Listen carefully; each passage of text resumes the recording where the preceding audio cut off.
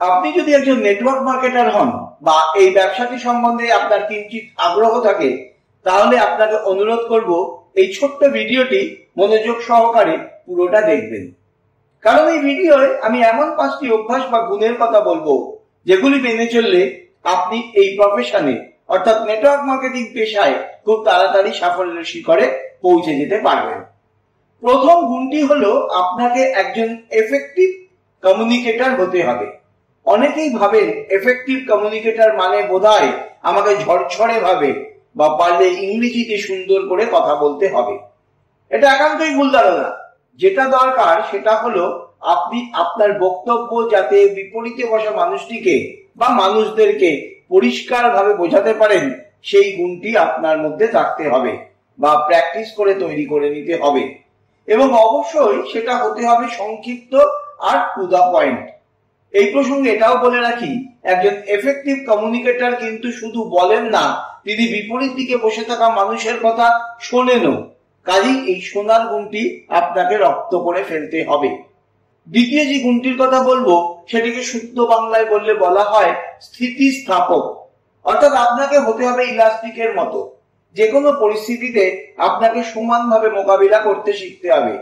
Network marketing ব্যবসায় আপস এবং ডাউন দুটোই থাকবে। আপনি যদি এই আপ এবং ডাউন দুটোতেই সমানভাবে সাবলীল হন, তবেই এই ব্যবসায় আপনি উন্নতি করতে পারবেন। একটা ছোট্ট উদাহরণ দিয়ে বোঝালে আপনার বুঝতে সুবিধা হবে। এই ব্যবসায় আপনাকে একাধিকবার না কথাটা শুনতে হবে। এটা শুনতে হবেই, প্রত্যেককে হয়েছে। আপনাকে মানসিকভাবে এমন প্রস্তুতি সেরে রাখতে হবে যাতে এই না কথাটা আপনার মধ্যে বিন্দু মাত্র নেগেটিভ প্রভাব না ফেলে এবং এটা আপনার মধ্যে একটা জেদ তৈরি করে দেয়। তৃতীয় কারণটি হলো ওয়ার্ক এথিক্স। অন্যান্য অনেক কাজের মতোই এখানেও আপনাকে ধারাবাহিক হতে হবে। ডেডিকেশন অর্থাৎ একাগ্র চিত্তে কাজ করার যে গুণ, সেটা আপনাকে রপ্ত করে ফেলতে হবে এবং অবশ্যই নিজস্ব একটা নীতি তৈরি করে দিয়ে তাকে ঘিরে আপনার ব্যবসা পরিচালনা করতে হবে। চতুর্থ গুণটি হলো সমব্যথী হওয়া। নেটওয়ার্ক ব্যবসা মানুষজনকে নিয়ে ঘিরে ব্যবসা। অর্থাৎ প্রচুর মানুষের সাথে আপনাকে নিয়মিত যোগাযোগ থাকতে হবে, তাদের সাথে কথাবার্তা চলবে। সেই মানুষজনের প্রতি সমব্যথী হওয়া অর্থাৎ তাদের প্রয়োজন বুঝে, তাদের সমস্যা বুঝে সেই সমস্যার সমাধান করে দেওয়া। এটা যত ভালো আপনি করতে পারবেন, তত এই ব্যবসায় আপনি সফল হবেন।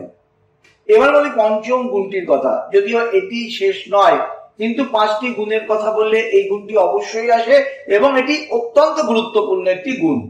এই গুণটি হলো সবসময় নিজেকে শেখার মধ্যে রাখা। শিখতে আপনাকে হবেই, প্রতিদিন হবে, প্রতি মুহূর্তে হবে। পৃথিবী অতি দ্রুত পরিবর্তন হয়ে চলেছে। নতুন নতুন টেকনোলজি আসছে, আপনার কোম্পানি নতুন প্রোডাক্ট নিয়ে আসছে, বিজ্ঞানের অগ্রগতি হচ্ছে, সেই অনুযায়ী আপনার প্রোডাক্ট চেঞ্জ হচ্ছে, মানুষের সাইকোলজি চেঞ্জ হচ্ছে। সবকিছু আপনাকে বুঝতে বা জানতে হবে। এই 5টি গুণ মনে রাখুন অথবা কোথাও লিখে রাখুন, যাতে নিজের মধ্যে আপনি রপ্ত করে নিতে পারেন। এই ভিডিওটি ভালো লাগলে অবশ্যই লাইক এবং শেয়ার করে দেবেন। আর এই চ্যানেলটিতে আপনি যদি নতুন এসে থাকেন বা সাবস্ক্রাইব করা না থাকে, তাহলে এ ধরনের ভিডিও আরো পেতে সাবস্ক্রাইব করে রাখবেন আর পাশে আসা বেল আইকনে ক্লিক করে দেবেন। আবার ফিরে আসছি নতুন একটি ভিডিও নিয়ে কয়েকদিনের মধ্যেই।